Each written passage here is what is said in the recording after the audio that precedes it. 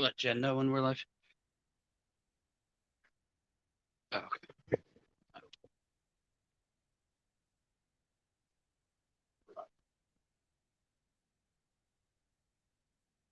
Sure. Whenever you send the text and all that.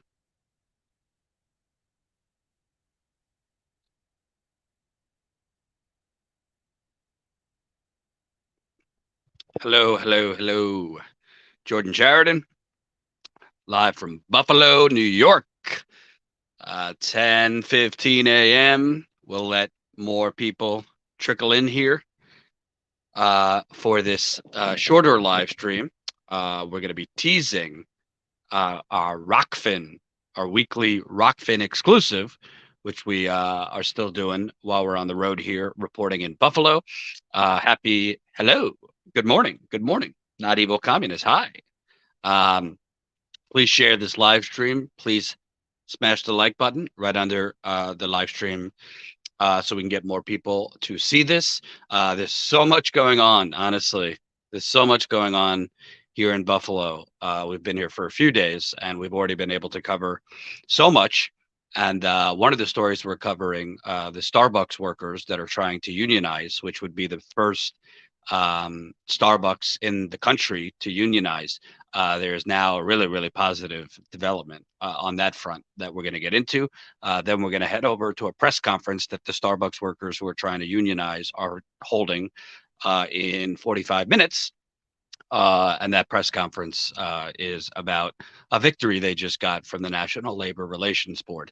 And we'll be shooting that press conference on Rockfin, our exclusive weekly broadcast on Rockfin, which I hope you guys will sign up for. If you're not a Rockfin member yet, we'll get into that too in a little bit. I've been boycotting Harbucks for years, Baron Saturday. Well, I'm personally more of a Dunkin' guy myself. I do have Starbucks when I need a little bit more of a jolt because I find it to be a little bit stronger. Frankly, I also find it to be obscene how expensive the coffee is, but I'm not going to blame the workers for that. They still deserve a union. In addition to the Starbucks, hey, I'm signing up for Rockfin right now. Woohoo! What is it? Rockfin.com/status coup. Yeah, sign up for Rockfin. If you don't know, we've been doing weekly exclusives on Rockfin. Is that you in the chat or Jen? No. Okay. That we've been doing weekly exclusive Rockfin streams for probably 3 months at this point. And the great thing about Rockfin, obviously you have to sign up as a Rockfin premium member, so it's $9.99 a month. But you don't just get our Rockfin premium show, which is an exclusive show on Rockfin. That meaning we're only going to be on Rockfin today. Yeah, we'll have shorter stuff. We're going to go cover other things here in Buffalo. India Walton's campaign posted on our social media. Shorter clips on YouTube, but our actual live stream we go once a week just on Rockfin. And the great thing about it is Rockfin, there is no censorship. We could cover whatever the hell we want. It's not going to be demonetized. It's not going to be taken down. Jen and I have covered JFK's assassination, i.e. the CIA killed JFK, which you can't really talk about here. We've covered the Bush crime family, Papa Bush, George W. Bush, Prescott Bush, the great grandfather of George W. Oh no, the grandfather of George W. Bush, who they made all their money through the Holocaust, which I don't know, the media kind of glossed over in all their adoring coverage of Papa Bush and George W. Bush. We've also covered the 9/11 anthrax scandal, and we plan on covering a lot more stuff on Rockfin that we cannot hear. So that's a great part of Rockfin is you get uncensored, really interesting topics, really honestly topics that should be discussed in news, in journalism, on all platforms, but platforms like YouTube bottle it up. So that's part of why we're on Rockfin. The other part is, honestly, we are a very, very small, independent media outlet. It is wildly expensive to do what we're doing right now, which is be on the ground covering. We were just in Iowa and Illinois covering the John Deere strikes. We are now in Buffalo covering India Walton's election, the Starbucks workers trying to unionize. This weekend, we're going to go to Mercy Hospital, where 2,000 hospital workers are on strike. These things are not covered. in the mainstream corporate media. Frankly, they're barely covered in independent media. And we are on the ground covering it, which is super important. And all of it, unfortunately, costs a hell of a lot of money. So with Rockfin, in addition to the fact that no censorship, we could cover what we want. We also get a guaranteed amount from them per month for broadcasting, which really helps cover this in the field reporting. So we're really excited to be on Rockfin. Rockfin.com/status coup. Rockfin.com/status coup. Sign up. If you, and by the way, again, you don't just get access to us as a Rockfin premium member.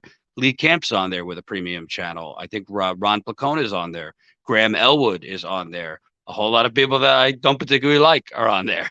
But you get a huge kind of buffet table of different premium channels with their exclusive content. So, we know what's going on YouTube. So if it's within your means, please sign up, rockfin.com/status coup. But I also wanted to preview, we're going to a press conference. If you saw the other day, we interviewed Starbucks workers here in Buffalo at their local office. They are trying to form a union. So I interviewed about 4 or 5 workers, and what they're doing, I mean, there's different kind of union busting. Amazon's union busting has been horrendous. We saw what went on in Bessemer, Alabama, when the Amazon workers down there tried to unionize. We see what's going on in Staten Island, New York, which I've covered at the warehouse a lot. Um, Jen says Twitter stream not seeming to load. Anyway, we saw what's going on, the union busting in the Staten Island warehouse, which I've been and spoken with the workers many times on the ground there. The signs, the propaganda, these workers, they're going to come to your house, and just all this propaganda that, you might lose your job if you form a union, these kind of things. Well, here in Buffalo, Starbucks has sent in pretty much the entire army of executives to try and stop this union here in Buffalo. They have literally sent in Howard Schultz, the chairman, or chairman emeritus. He used to be, the day-to-day head of Starbucks. Now he's kind of, I guess, not the day-to-day, but still the chairman. Kind of like Jeff Bezos was the CEO. He's not the CEO anymore, but he's still running it. So that's Howard Schultz. So have you considered applying for grants? Yes, we have, which is a whole nother story. So Status Coup, by the way, is a for-profit, just to answer that question. So with grants, most of the time you're only going to get grants if you're a nonprofit. So we recently launched a parallel nonprofit to our for-profit. So now that we have a nonprofit, we will be applying for grants. Absolutely. But Starbucks has sent in Howard Schultz. They have sent in Rosanne. What is her name? Rosanne Starbucks. Yeah, Rosanne Williams, who is literally the executive vice president, North America. So they're sending in the chairman, the executive vice president of North America, other senior executives from out of state flooding into Buffalo stores to hold listening sessions with the workers, i.e., you listen to me, workers, no union.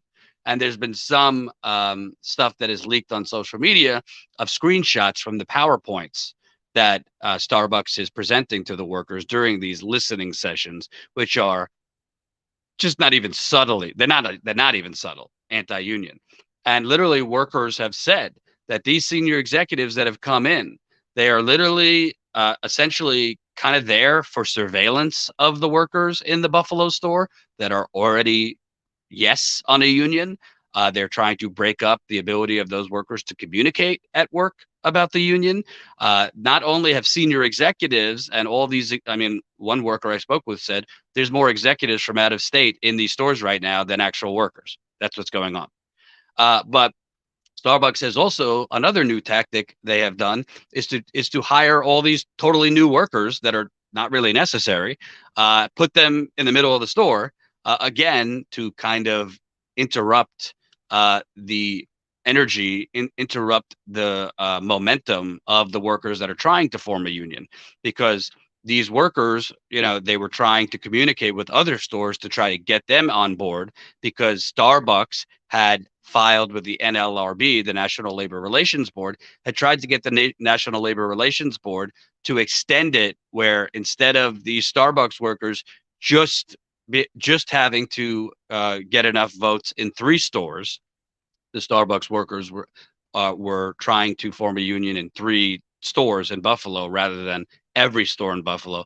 Starbucks moved the goalpost and requested with the National Labor Relations Board, no, they should have to get all stores on board voting yes. So a majority of the workers in all stores. Well, yesterday in a victory, the National Labor Relations Board sided with the workers instead of Starbucks. So the National Labor Relations Board has ruled workers at 3 Starbucks stores in the Buffalo area will be able to go ahead with a union vote for those 3 stores. Starbucks, a Seattle-based company with more than 8,000 stores in North America, including 20 in the Buffalo market, they had petitioned the NLRB to require the workers to organize with the entire market of 450 employees rather than store by store, meaning you got to get every store in to vote yes, or the majority of stores to vote yes. With this decision, we will now have the ability to win the first unionized Starbucks in the U.S., ensuring our right to organize. Starbucks Workers United, which is the pro-union workers group, tweeted, Starbucks had argued that the union that is helping Buffalo workers organizing had cherry-picked 3 random stores based on the extent of organizing, which is prohibited by law. Yes, Starbucks is doing quite a lot that's prohibited by law here. But after 6 days of testimony and arguments by video conference, the National Labor Relations Board ruled that it has long held that forming a union at a single facility is, quote, presumptively appropriate unless it has been so effectively merged or is so functionally integrated with other facilities that it has lost its separate identity. So, in a nutshell, these Starbucks workers were scored a victory with the National Labor Relations Board. They're only going to have to organize enough workers in 3 locations to vote yes, and maybe not 3 out of 3 will vote yes, but maybe 2 out of 3 will vote yes. Maybe 1 will vote yes. The bottom line is any store unionizing, these workers believe, would be a domino effect from there nationally. And the ballots for that union election will go out on November 10th. So what's that? November 10th. We're talking, less than 2 weeks from now. The first ballots will go out, and they will have to be returned. The ballot count will occur on December 9th. So essentially, workers will have a month to hand in their ballot. Starting on November 10th, December 9th will be the vote. Now, let's be clear.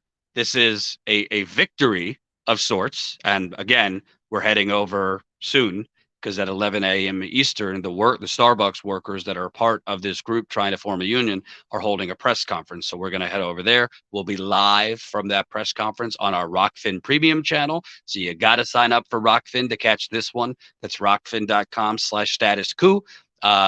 Signing up as a Rockfin premium member, you might be asking, well, Jordan, how does Rockfin help you? If you came to this late, no censorship. We could cover whatever we want. No demonetization. They don't take down videos. We could cover topics that we would never be able to cover here without censorship. But B, the more we grow on Rockfin, the more guaranteed money we get from Rockfin. Rockfin, as opposed to YouTube and other platforms, we're getting a flat guarantee per month, and it's a good one. And it's helping us cover this on-the-ground reporting in Illinois, in Iowa, where we just were going around for 5 days covering the John Deere strikes. Helps us cover the reporting here in Buffalo. It's really expensive to do on-the-ground reporting, particularly when YouTube is hiding your channel. So we're talking flights, hotels, rent-a-cars, equipment, food. Rockfin, the money we're making from Rockfin is really helping. So please sign up if you can. Totally understand. Linear Bob said, I can't afford Rockfin on top of being a Patreon member. We totally understand. Not everyone can do it. The beautiful thing is with Rockfin, even if you can't tune in live, we do post clips from our Rockfin live stream here on YouTube, on social media. So if you If you can't sign up as a Rockfin Premium member and get the whole thing, you will get shorter clips. But Colin, if you have it, I do want to show just a little bit of the conversations I had with the workers from Starbucks, so you kind of see what they're fighting for.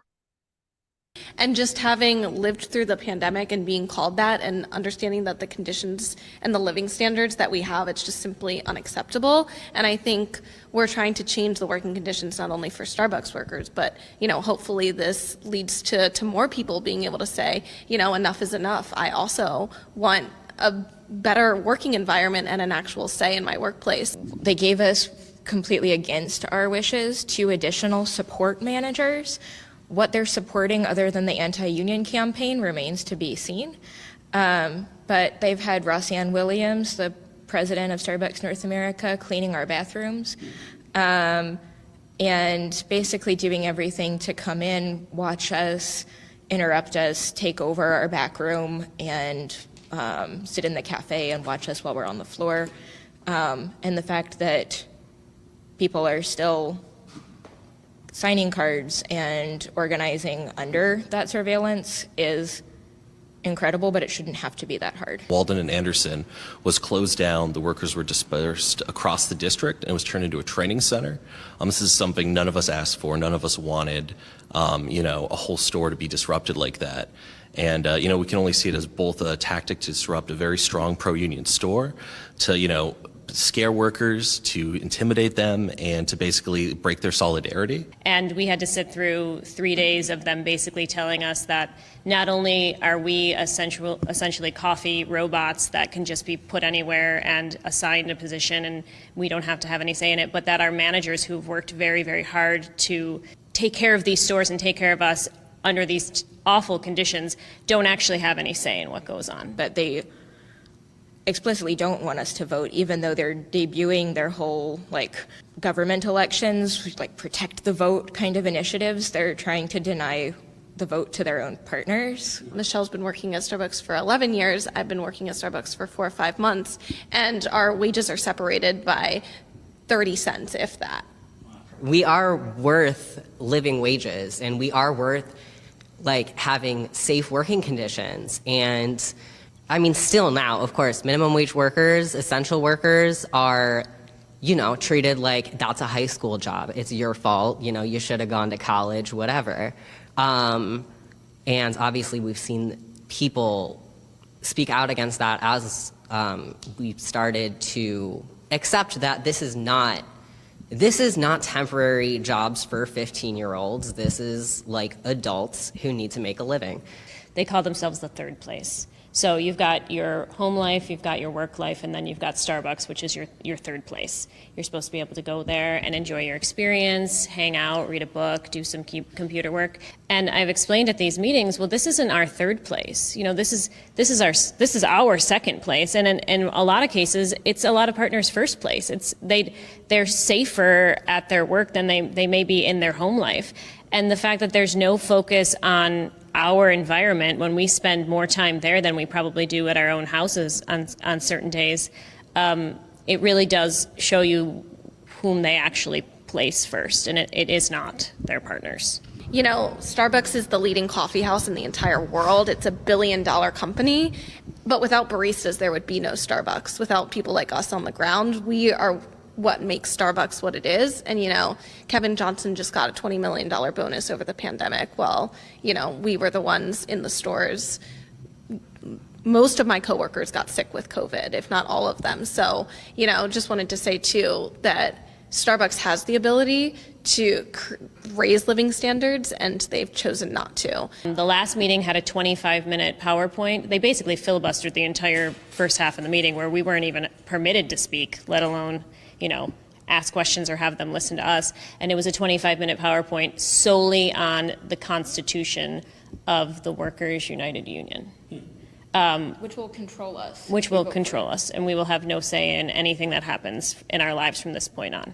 Right down to possibly even being put on trial if we were to violate something in the Constitution. There were 3 separate slides on how we could be put on trial. And when I countered that by asking if we could see the Starbucks Constitution, if we could juxtapose these two things so that I could at least compare them.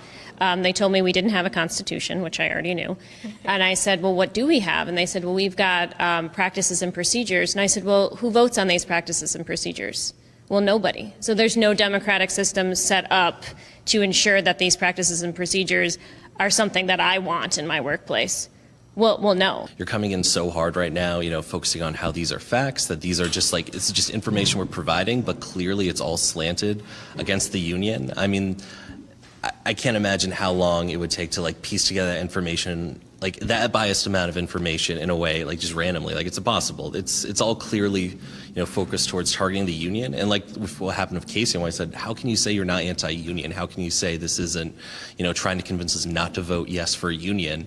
They said, well, I appreciate your perspective. They also put up the financials of the union to try to explain that, the higher echelon of the union, as you will, are making lots of money, and that's my dues paying into.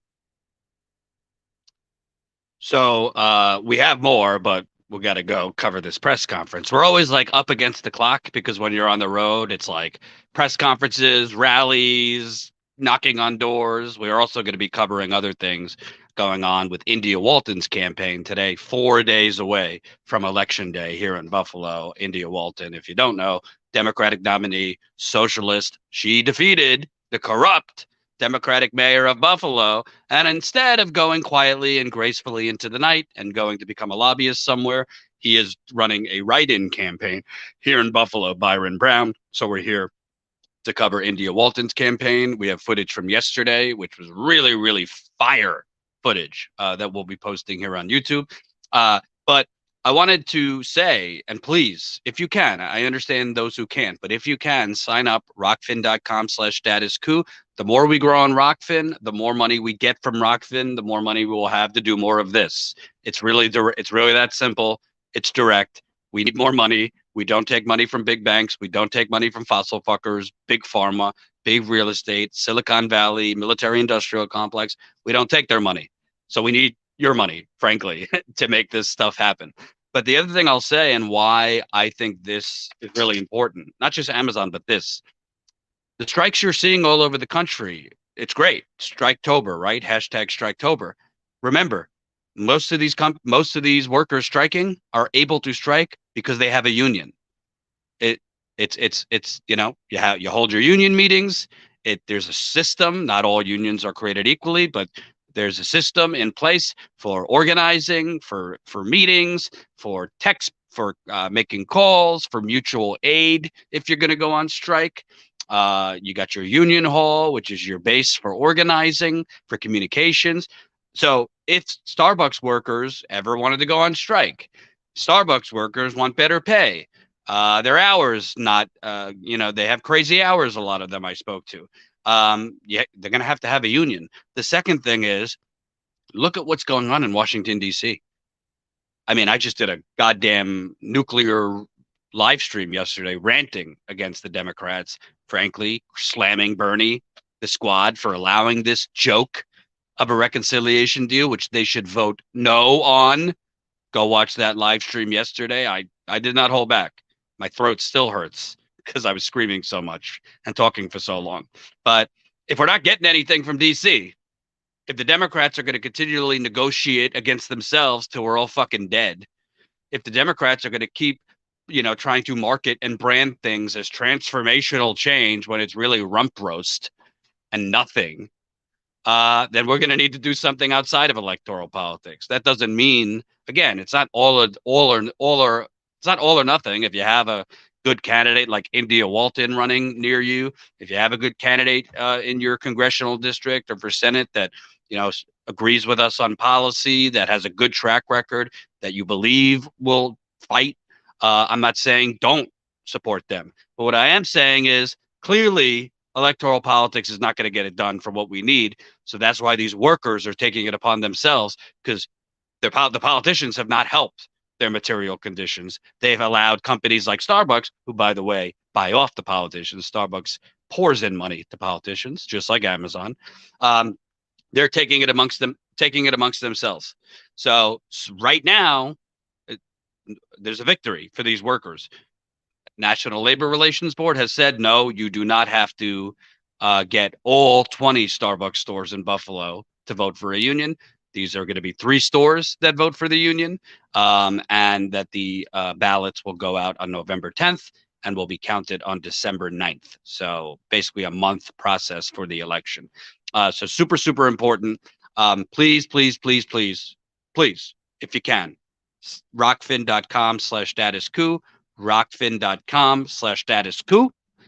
Support us if you can. We're headed over now to cover this press conference. It will be exclusively on Rockfin. If you can't sign up as a Rockfin member, we will cut clips from the live stream on Rockfin. We'll cut it for YouTube so you could see it. Also, I hope I'm remembering this right. We are trying to get around YouTube suppression, so we have created a Twitter direct message group. And what that means is we've created a group on Twitter where we're posting when we go live, we're posting the link in that Twitter group. When we post a shorter video, we're posting the link in that Twitter group. When we post a clip, that's not from YouTube, but just from somewhere, like yesterday, I covered an India Walton little before they went knocking on doors, a little rally of people, and India Walton talking. We'll post a clip of that. Basically, it is to send you clips so you know we're live, to send you clips when you know we have just posted a video, to send you breaking news if we break news, so that you know, so that you could click on it, so that you could watch it, because you're not getting notified from YouTube. You're not seeing the videos in your feed. So please, statuscoup.pub/DM, thread, not threat. Good correction, Jen. That's good correction. Thread, not threat. Statuscoup.pub/DM, statuscoup.pub/DM. No threat. No threats here. Sorry. Being on the road, you get kind of tired. So you could go to statuscoup.pub/DM. That'll allow you to join our Twitter DM group. And hopefully we'll see you live for this press conference. If you're a Rockfin Premium member, we got to go now over there. Thanks for watching. We will see you in a little bit.